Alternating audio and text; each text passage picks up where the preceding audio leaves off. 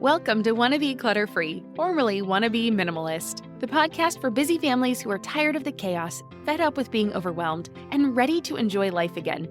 Each week, we talk about how to let go of the clutter so that you can focus on the things that actually matter. And it's not just physical clutter. We talk about the mental and emotional stuff too, because if it's holding you back, it's time to ditch it. I share what I've done in my own life to declutter, organize, and calm the chaos, but you won't just hear it from me. There are amazing guests too. It's practical, doable, and simple for those of us that want to be clutter-free. You're listening to the Wanna Be Minimalist Show with Deanna Yates, episode number 84. On today's episode, we're looking at clutter creep and how to keep it at bay. With the new year here, so many people are taking on new hobbies, and clutter creep, that is, increasing the stuff you own thanks to new hobbies or a lifestyle change, can become a big problem. Today, we're looking at how to keep your hobby clutter under control. Hey there, my Wanna Be Minimalist friend. Welcome back to the show. My name is Deanna Yates, and I am excited you're joining me today. Since it's still January when this show will air, I want to talk about something that I have noticed in my life, and it has to do with hobbies and lifestyle creep. But what does it being January have anything to do with this topic? Well, this is the time of year when the majority of people make goals, resolutions, and plans for the new year. Often with those goals come new hobbies, and with new hobbies comes more stuff. So clutter creep is the accumulation of new things as we go through life. It's the adding of more to your space without getting rid of something else at the same time. Lifestyle creep is a bit different, but we can have a lot of overlapping issues between the two. So lifestyle creep is generally when you start making more money because of a raise or a bonus or a new job, or you reduce your spending, like if you paid off a school loan or a car loan and now find that you have access to more money each month. So without discipline, it's easy to spend that extra money on new things or lifestyle upgrades, hence the term lifestyle creep. And this time of year, you can find there might have been a work bonus, or maybe you're switching jobs. A lot of that happens at the change of a new year as well. So both generally come with the accumulation of things that you did not have before the creep occurred. And figuring out what to do when this happens, because trust me, it will happen, is what this episode is going to be about. But quickly before we jump into it, I want to remind you that you can pick up the show notes for today's episode at littlegreenbow.com/84. There you will find links to anything I mentioned today, along with my latest freebies. I'm always making new things for you, so please be sure to check it out. And after today's show, head over to littlegreenbow.com/84 to check it out. Again, that's littlegreenbow.com/84. And with that, let's look at how clutter creep has affected me in my life and my home. So I want you to know that I am not immune to this phenomenon either. I have done this too. And in fact, I've been dealing with it quite a lot lately. If you've listened to any of my recent episodes, you'll know that we moved a couple months ago. We have a little more space than before, and of course the layout is different than before. So some of our furniture no longer works, and we have some spaces that need to be filled out a little bit more. Now that means it's easy to add to our stuff right now because we have an excuse of a new home and wanting it to feel right. But I know better. Thankfully, I have this community to keep me accountable, and I know that I need to be careful about what we bring into our home because here's the kicker. Once something is in your home, it is that much harder to get it out, and I am no exception to that rule. There is this whole thing called the endowment effect, which talks about how much more we value something once we've owned it, even if we've only owned something for a few minutes. It is just one of the crazy ways that our human brains work. I did an episode on this way back, and I'll link to it in the show notes. I think it's episode number 10, and it is called Why We Love Our Stuff. So if you are interested in the scientific reasoning behind our clutter, please be sure to check it out. Now, the good news is that adding things to our homes tends to be on the more expensive side of the spectrum. So it's easier for me to delay those decisions, like if I want to buy a new sectional sofa, for instance. But another area in my life where I have struggled with clutter creep is with hobbies. So we have taken on several new hobbies since moving to San Diego about 3 years ago, and with each new hobby comes new things. So, our newer hobbies with added items include things like paddleboarding. We purchased 2 inflatable paddleboards, and each of those paddleboards came with the paddles, the board itself, kayak seats, and a hand pump. But we also purchased an electronic pump and an extra paddle for my daughter. We got her a wetsuit and a life vest. We got a wet bag to keep our things dry when we're on the boards. And all of these things need to be stored in order for us to continue with this hobby.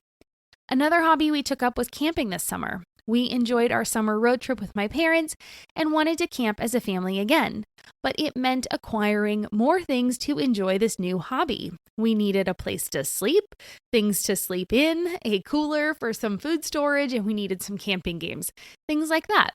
Well, and then recently we took a family trip to a horse guest ranch to celebrate Christmas with my family, and it was a lot of fun. But for the trip, thankfully, I was able to borrow a lot of the Western wear from my mom, like cowboy boots and hats, but I did end up purchasing a few things. I purchased some new jeans, a flannel shirt, a Western shirt that was just for myself. My daughter ended up with new cowboy boots, a cowboy hat, 3 pairs of jeans, a flannel shirt, new thermals. She was gifted some jean jackets and a jean vest. We have all of this new stuff because we went on this one vacation. So some of these things that we have acquired are necessary for other hobbies that we like to do. We like to ski and go into the mountains, so we'll wear the thermals for that too. But other things may actually never be worn again before my daughter outgrows them. She grows so fast. At 8 years old, she grows really quickly still. And so she might not get to wear the Western wear again before we go back for horse riding. I don't know. We'll find out. But here's the thing that I am realizing. Whenever we add new hobbies or activities to our life, we have to understand that there will be some level of stuff that comes along with it. And we have to understand that in the scheme of things, there could be an unlimited amount of stuff if we take up every hobby and never cull the collections. Now, I am never going to tell anyone not to pursue new hobbies, and I'm not going to stop pursuing new hobbies myself either, even though I call myself a wannabe minimalist. Perhaps you took camping up during the pandemic, or maybe you created a home gym. Maybe you're thinking about taking up cooking as a hobby in the new year, or you want to get into photography. If we're not going to stop pursuing new hobbies, and that is at least until you find one that you're really passionate about, because honestly, life without hobbies and interests, it gets really boring. So the real question is, what do we do with all of this stuff that comes with these hobbies and activities?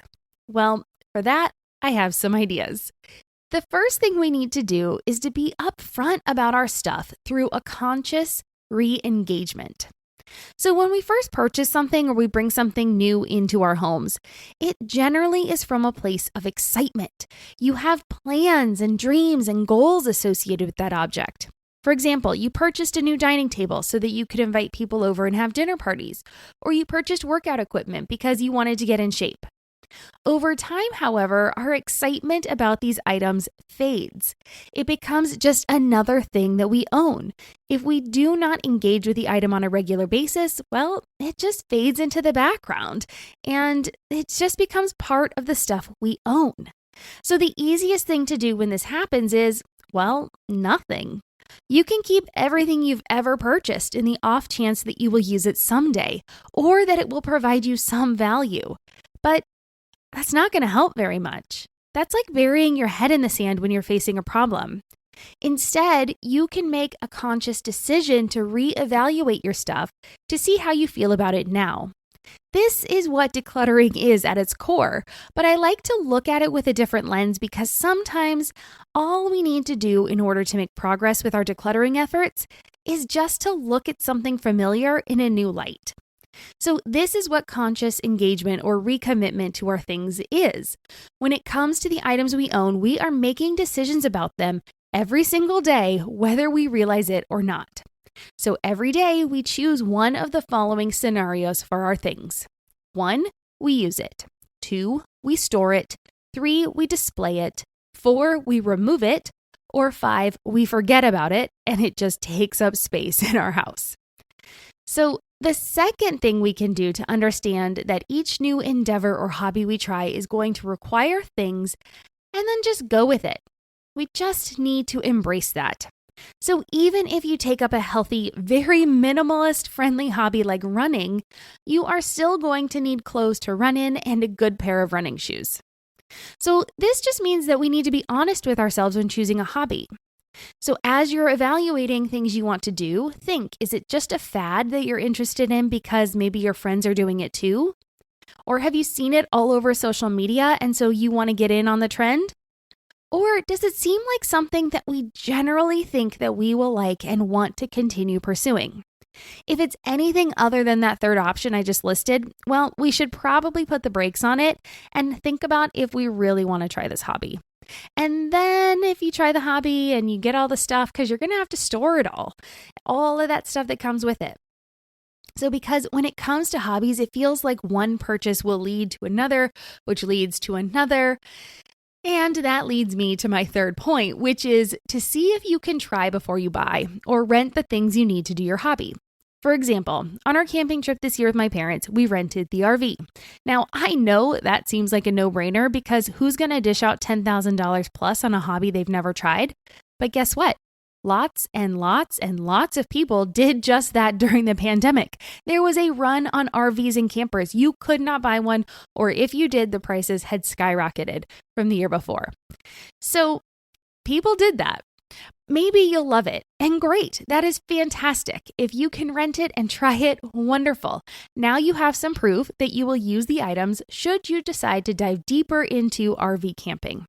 However, maybe you will decide that you hated it, and you'll be thrilled that you're not saddled with a bunch of new equipment that you now have to offload. Or maybe you're somewhere in the middle, which is where most of us would fall. While camping was fun, you know that you can rent that RV whenever you need it, and then you don't have to worry about storing it in the off-season. I'm Margaret. And I'm Amy. And together we host the podcast, What Fresh Hell? Laughing in the Face of Motherhood. Margaret, I would say you're sort of a where are my keys kind of mom. Correct. Sometimes a where are my kids kind of mom.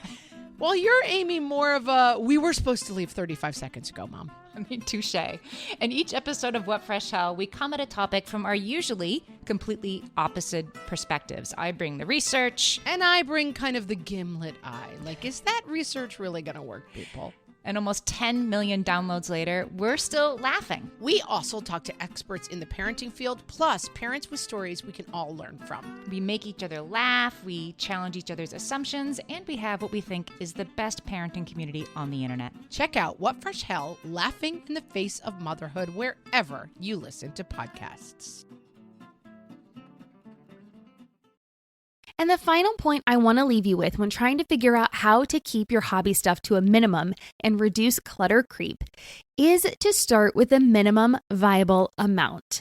Now, I have some experience in the tech world, and there we talk about something called the minimum viable product, which is the simplest form of an app or a business offering that you can provide to solve a customer's problem and still be useful and valuable. So this is very similar in concept. The minimum viable amount is the least amount of items that you need to do a hobby and enjoy it. It's not going to be all the bells and whistles, and it's not going to be shoddy stuff.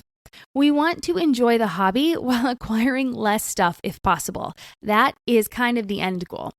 So this will let you try the hobby frequently to see if you are passionate about it. And if not, it's easier for you then to move on and let that stuff go. So we did this with camping. I want to give you an example of what we did. So we did that first trip with my parents and we did the RV and it was great and it was fun. And sure, we could have looked at getting a pop-up trailer or renting an RV, but we decided we wanted to really scale back and try tent camping. My husband and I had done this when we lived in Colorado. We just had never done it with our daughter.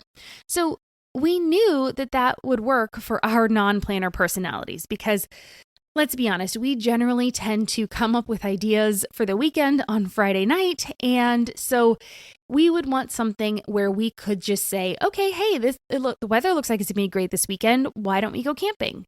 And if we had to rent an RV or we had a pop-up trailer that was in storage, we just knew that that would limit us on what we would do.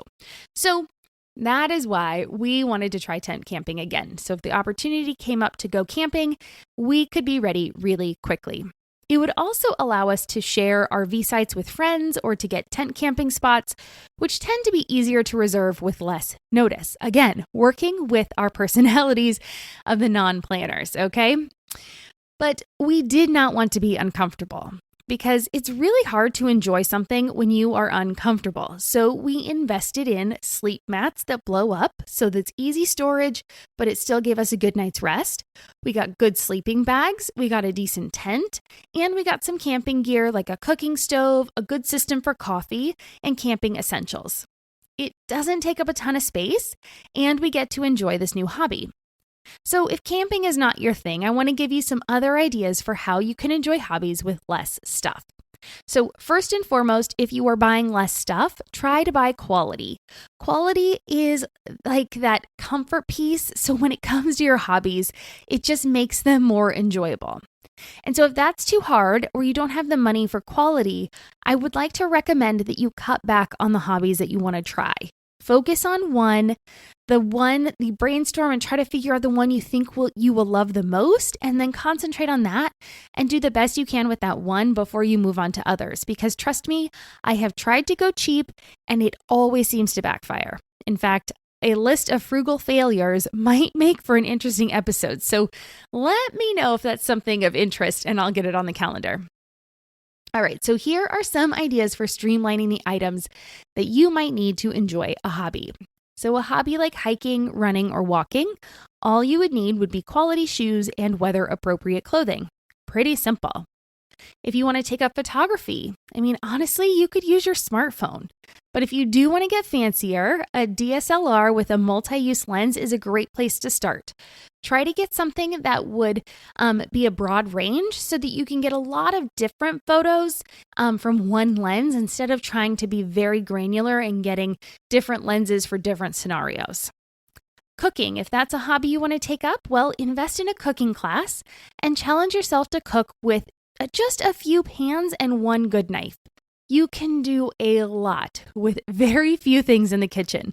Trust me, I have cooked all over the world through Airbnbs with a wide variety of kitchen gadgets or very limited kitchen gadgets. So you can do it. I know you can. And then limit yourself to one new cuisine a month so that you don't have to go out and buy several different unique ingredients all in one go, and you can try different things. If gardening is your hobby, you can either do indoor or outdoor gardening, and you can start really small with just a couple of houseplants or some succulents or some herbs in your kitchen or on the windowsill, or you can do a more care-intensive plant like a bonsai tree. In the outdoors, you can grow a few veggies. You can start with a container garden, or you can start with a small square-foot garden. But the point is to start small and grow it as your interest and your plants grow. If you're into sewing or needlework, when you're into this one, wow, because these crafts can get really out of hand. So I'm going to talk about crafting a little bit. So with sewing or needlework, I want you to challenge yourself to start with one project and finish it before buying more materials. That one is a tough one for me too. That's why I don't do a lot of crafting these days anymore. I used to have a lot of open-ended projects, and so I try to really wrap them up first before I try something else. If you are a serious crafter with lots of supplies, I want you to challenge yourself to use up the items that you have in storage before you purchase more.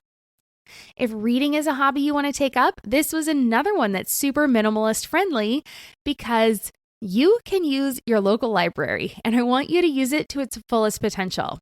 You can reserve books so you can just pick them up, and you don't even have to go and browse, but please go and browse all you want in a library. I love libraries. You can create a virtual bookshelf with your library account generally. You can listen to audiobooks, and it's a great way to participate in reading without having to add those physical books to your home book collection because you just borrow them and then you take them back, and you can get them anytime you want at the library. It's wonderful, so please check it out. Crafting, okay, so similar to sewing, the crafting possibilities are endless, right? You can do jewelry, you can do paper crafts, you can do scrapbooking, you can do woodworking, you can do so many different things with crafts. So I want you to try to only buy the things that you will complete and then follow through with those before you get more supplies. This one could be endless, so really just try to make that work for whichever craft you like to do. Painting is another art medium where supplies can take over. So invest in quality brushes and primary paint colors along with black and white, because you can mix those and create any color. I mean, the color possibilities are endless, right? That's what all colors come from. So then make sure to only purchase canvases when you need them, or even look at using alternative materials to paint on, like rocks or reclaimed pieces. Now, I also want to point out with art things like arts, crafts, sewing pieces, you can share your finished products with your friends and your family, or you could also sell them online and create a side business for yourself. So creating a business is a different kind of hobby, and that just might interest you and become your passion in the end. Now, the idea with all of these is to start small and not go overboard with a hobby until you discover that it's truly a passion. If it hits that level of passion, then all of the items that go with it will bring you joy and will not be a burden on you. And so it really hits that fine line between minimalism and, when it starts to become too much. But if the hobby is bringing you joy and makes you excited about life, then it fits in with your minimalist tendencies, even if it feels like more than you should have. Again, should is such a, crazy word, because it doesn't matter. If it makes you happy, then you're allowed to keep it. So the problem with hobby clutter is that burden often comes when you start a hobby and then you realize it's something that you're not really into. You don't want to pursue it. Turns out you didn't end up liking it in the first place. And that is when the guilt sets in. And that is when you sit there and you think, oh, I outlaid all this money. Now I have all this stuff, but you have no real desire to do that thing that you thought you did. When you start with that minimum viable amount, you can stop a hobby as soon as you realize that it's not your thing, and you can move on pretty quickly. All right, so that is my take on how you can keep hobby clutter at bay, and now it is your turn. I want to know, how do you keep your hobby stuff under control? Do you limit your number of hobbies? Have you found what you're passionate about? Or do you have a bunch of hobby clutter that you need to declutter and let go? Come on over to the Wannabe Minimalist family group on Facebook, or tag me on Instagram and let me know. I'm little.green.bow on Instagram, or you can use the hashtag Wannabe Minimalist Family. And you can find us on Facebook by searching for Wannabe Minimalist. Now, tell me if this episode was helpful or if it has you looking at your hobby stuff in a new light. I'm excited to hear from you and offer encouragement on your journey toward less stuff and the happy, vibrant life that you and your family deserve. And don't forget to pick up all the show notes for today at littlegreenbow.com/84. There you can find links to all of my resources that will help you on your journey, along with my latest free downloads and guides. It's all on my website at littlegreenbow.com/84. And that just about wraps it up for today's episode. But before I go, I once again want to take a minute to thank you for listening to this podcast. I appreciate that you choose to spend some of your time with me, and I hope that the information I provide is helpful, entertaining, and inspiring. And if you enjoyed today's episode and have not done so already, please take a moment to leave a rating and a review. You can do it right now on the app you are using to listen to this episode. Give it a rating. I hope you find it's worth a 5-star rating. And let me know what you think of this show and what else you want me to cover. Not only is it great to hear how the show is helping you, it's one of the best ways for me to help you more and to talk about the topics that interest you the most. And while you're there, go ahead and subscribe to be notified of new episodes wherever you prefer to listen to podcasts. Join me here next week for another guest episode. I will be talking to Ali Wensky about the art of happy moving. Did you know it's possible to have a happy move and not be stressed? Well, there might still be some stress, but Allie's advice helped me a lot in my recent move, and I know she has some good advice that will help you too, even if you are not planning a move anytime soon. Cheers, and I will see you here next week.